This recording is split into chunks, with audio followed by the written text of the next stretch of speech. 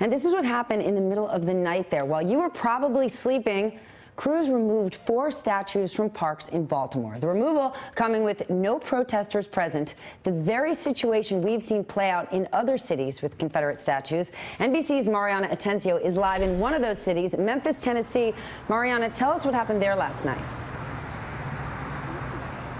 Stephanie, what I saw in this park in Memphis last night is a microcosm of what we're seeing in other cities across the country, like Baltimore. You had basically 100 anti-monument protesters surrounding this statue of Jefferson Davis behind me, calling for its removal, even spitting on the statue at times. And then you had about half a dozen counter-protesters who want to preserve the statue and who were here to make sure it didn't get knocked down. Things got heated. The police had to intervene.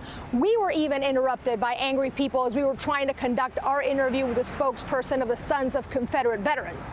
So I spoke to these anti-monument protesters, some who were here for a 3rd consecutive night. And this is what one of them told me he thinks of the people who want to preserve this monument, especially those who are supportive of the president. Let's listen.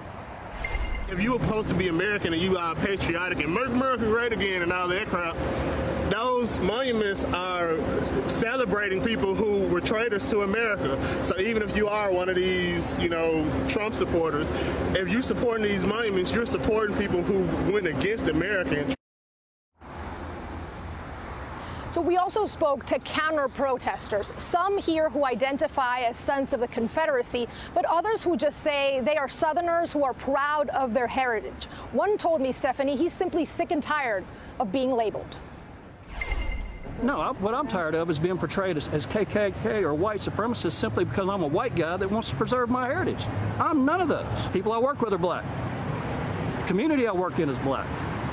I'm not racist. I do want to preserve my heritage, and I don't want to see them pull down monuments with rope and shout and call us all KKK, because they're the ones whose message is a lie. The battle around these monuments, Stephanie, it really encapsulates sort of the anger, the disgust, and the need for action that we're seeing across the country, especially toward the president and especially after his remarks last night. Stephanie? All right, Mariana, thank you so much. Clearly tense times around the country. Hey there, I'm Chris Hayes from MSNBC. Thanks for watching MSNBC on YouTube. If you want to keep up to date with the videos we're putting out, you can click subscribe just below me or click over on this list to see lots of other great videos.